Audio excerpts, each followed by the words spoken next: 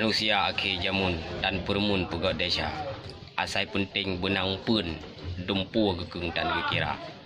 Contoh tabu hayah ngenmi yang korupsi peng negara. Anak trau-trau balum bili pada hai gaji ubi raya. Anak guna nesuk peci titel haji ho kena ba. Menyemantang ne korupsi nesut peci nilhap onda. Mana nesuk ke peci nejuk lepek kuali mai darah. Yang lun pegah ledat bukti kan provokasi hacia darah. Menyajamun yang korupsi tok pak waki 02. Ikon cik mandum yang lun teki nyata gaji le cik tema. Tapi jino penyakit korupsi hayah ngenmi meraja lela. Tu apa gesi kam lai. Tapi hami no hana.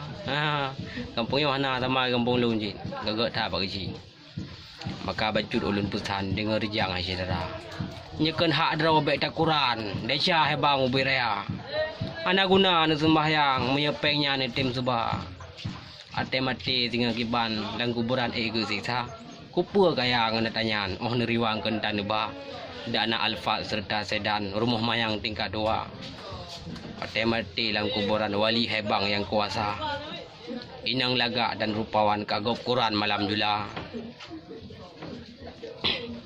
Kaso laga pratah mayang wateyuhnyan 2.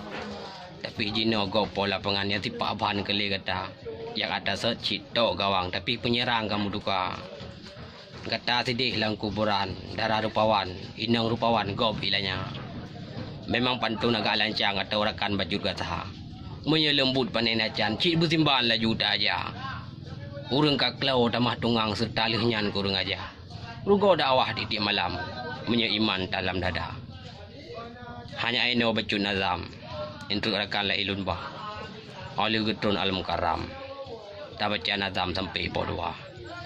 Okeylah pemirsa, hanya sekian, mohon maaf atas segala kekurangan.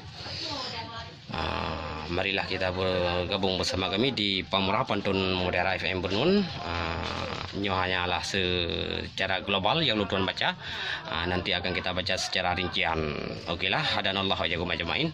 Assalamualaikum warahmatullahi wabarakatuh.